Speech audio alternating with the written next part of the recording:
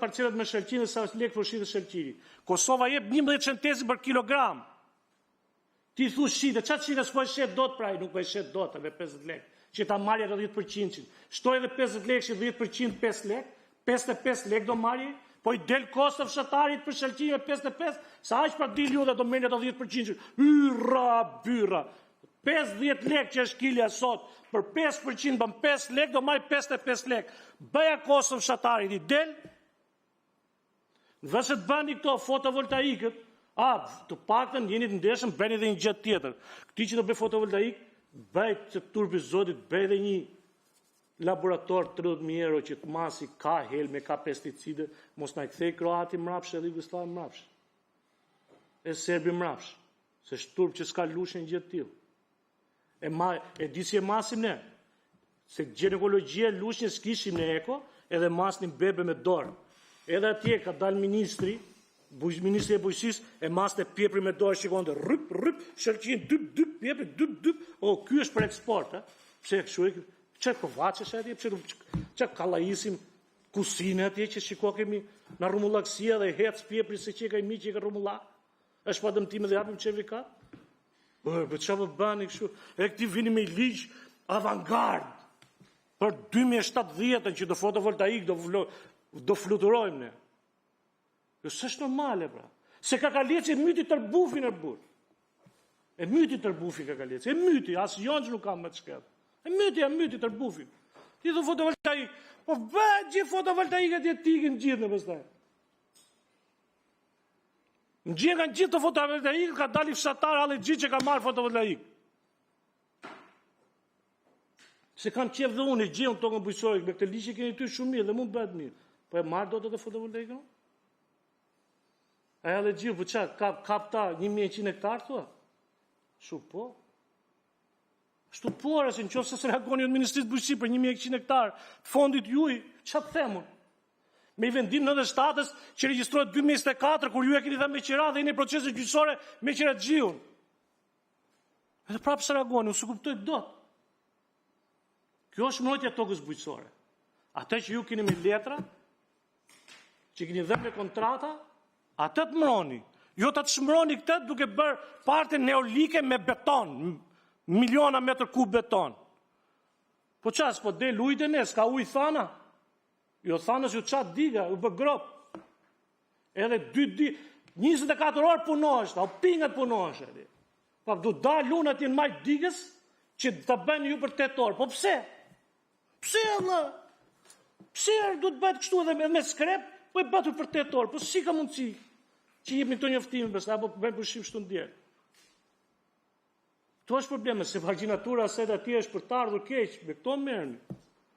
Grykat e syrë që 55.000 hektarë, mëzëqes, vadit, edhe është rrezik argjinatura. Këto le fotovoltaikët.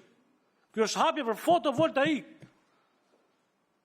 Por t'i dhe njerëzo burra, vat, firma dhe hec.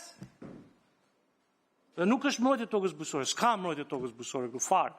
Kjo do ndryshur titulli dhe për shmbrojtjen, çthurjen, abuzimin me tokën bujqësore. Asi gjë s'ka muzikëja, hiqini dhe këta tani dhe tokën bujqësore, futini xhama aty fotovoltaik edhe të shkëlqej gjithë muzikëja. Faleminderit.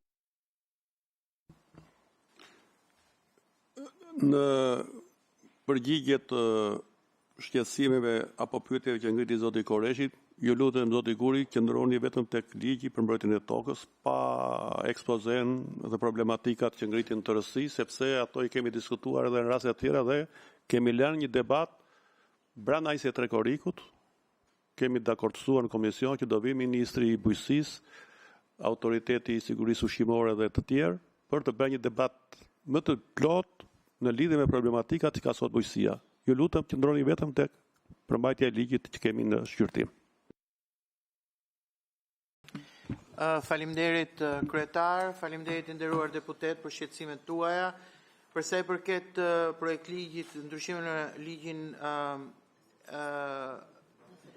92-44 për mbrojtjen e tokës, dua vetëm të theksoj diçka që për ne është e rëndësishme. I gjithë pika 6 dhe 7 të cilat ju përmendët janë pjesë e ligjit ekzistues, por janë përfshirë në këto ndryshime, vetëm se ndryshojnë nga pika D në pikën 6 dhe 7. Pra ky është ndryshimi i vetëm, ndërsa formulimi, përmbajtja dhe të gjithë elementët përbërës janë eksaktësisht të njëjtë si në ndryshimet ligjore që janë bërë që në vitin 2023. Pra, neve nuk bëjmë asnjë ndryshim vetëm përveç faktit në terma të numërimit, kalojmë nga shkronjat, kalojmë në numra.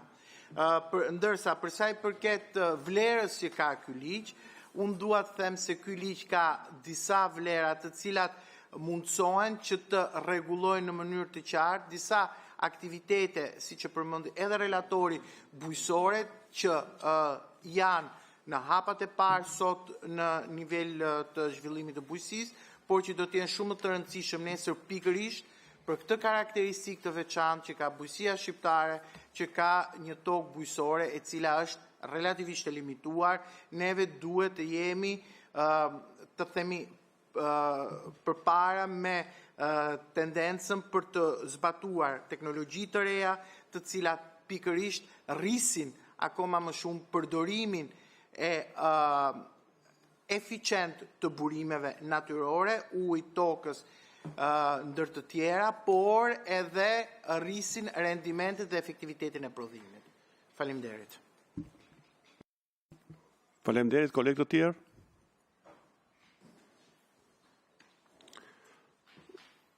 Kam dhe unë disa pyetje ose sqarime në lidhje me këtë projekt ligj. E para, ka nevojë që në projekt ligj të përcaktohet lejimi i këtyre aktiviteteve në toka me bonitet të ulët dhe të mos zihen tokat me bonitet të mirë që mund të përdoren në bujqësinë tradicionale? A ka rregullim të veçantë ligjor në BE për produktin e përfituar nga këto teknika kultivimi?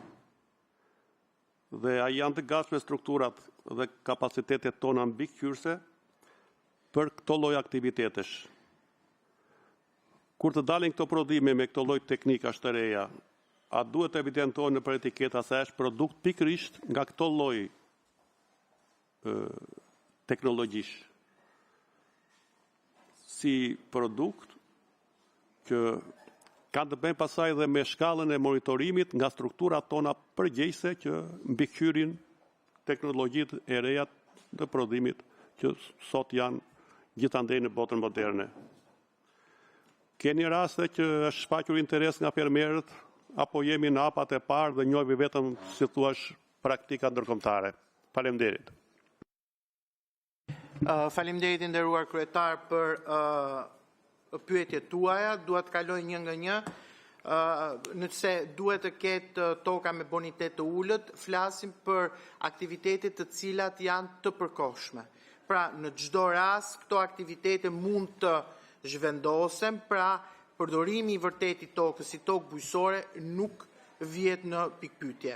Sigurisht që në fund fare është edhe një qasje individuale sipërmarrëse e fermerëve për të përcaktuar se ku do ta vendosin aktivitetin e tyre. Të gjitha këto aktivitete, të gjitha këto produkte ndjes, të cilat janë vi nga teknologji të tilla si aeroponia, hidroponia, akvaponia, futen në tregjet e prodhimeve bujësore njësoj si produkte tradicionale. Pra, nuk ka as diferencim në produktin final, as diferencim në etiketim që të kërkoj një mbikëqyrje të veçantë nga ana institucioneve që sigurojnë sigurinë ushqimore, krahasuar me produktet e tjera. Ato zbatojnë të njëjtat rregulla të shitjes, të cilësisë, si të një tregu të unik, si produktet e siguruara nga prodhimi tradicional i produkteve bujësore. Ajo që dua të them është fakti se duke qenë se edhe në aeroponi, edhe në hidroponi dhe në akvaponi, të gjithë elementët ushqyes dhe të mbrojtjes së bimëve janë të përcaktuara qartë, produkti final përgjithsisht del me përmbajtje të pesticideve ose mbetjeve shumë të ulët se sa produktet tradicionale, sepse procesi është i kontrolluar në mënyrë rigoroze. Dhe e fundit, pyetja juaj e fundit është a ka interes nga fermerët. neve kemi patur disa interes, aktualisht ka disa fermerë të cilët zhvillojnë aktivitetet të tilla, të cilët duke qenë avangard nuk kanë mundur që të kenë një të themi njohje dhe certifikim të plot pikërisht për faktin se neve nuk ishim bërë këto ndryshimet në aktin në kuadrin ligjor. Ka fermë të cila merret me hidroponin që është në zonën e Fierit, mos gaboj, ka akuaponi e cila lidhet me kultivimin e algave e cila është në zonën e Elbasanit, pra ekzistojnë shembujt e parë që tregojnë që për bujësi me sipërfaqe të reduktuara, siç është bujësia shqiptare, janë mundësi alternative shumë efikase, sidomos në kushtet e prodhimeve të cilët janë të hershëm në kohë apo me vlerë të shtuar të prodhimit final. Faleminderit. Po, faleminderit, zoti Zëvendësministër. Këtu e mbyllim debatin për projektin, kalojmë në procesin e votimit. Kush është dakord në parim për miratimin e projekt ligjit për disa shtesa dhe ndryshime në ligjin numër 9244 datë 17 qershor 2004 për mbrojtjen e tokës bujqësore të ndryshuar?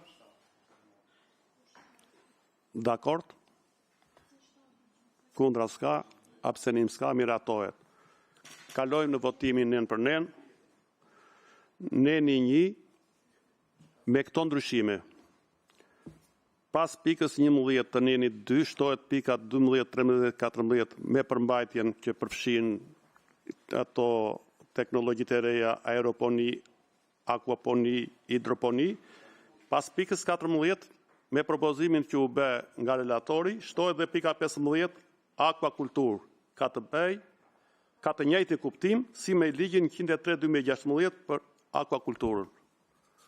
Dhe në pikën D të nenit 14, krahas fjalëve aeroponi, akuaponi dhe hidroponi, shtohet dhe akvakultur. Kjo ishte te neni 2. Po kalojmë njëherë te neni 1. Kush është dakord me neni 1? Me shtesën që lexova unë? Dakord, miratohet. Te neni 2 pra kemi ndryshimin vetëm që shtohet dhe fjala akvakultur. Kush është dakord me neni 2? Miratohet, kundra s'ka, abstenim s'ka. Në nenin 2 shtohet pas pikës 7 të kriteret për përdorimin e tokës bujqësore, pas fjalëve aeroponis, akuaponis dhe hidroponis dhe akvakulturës. Kush është dakord me këtë pikë? Miratohet. Neni 3? Miratohet, kundra s'ka, abstenim s'ka. Neni 4, hyrja në fuqi e ligjit. Miratohet, kundra s'ka, abstenim s'ka. Kush është dakord në tërësi? Dakord, projekt ligji miratohet. Faleminderit përfaqësuesit e ministrisë. Këtu mbledhja mbyllet dhe do ripillojmë mbledhjen tjetër mbas pak minutash me pikën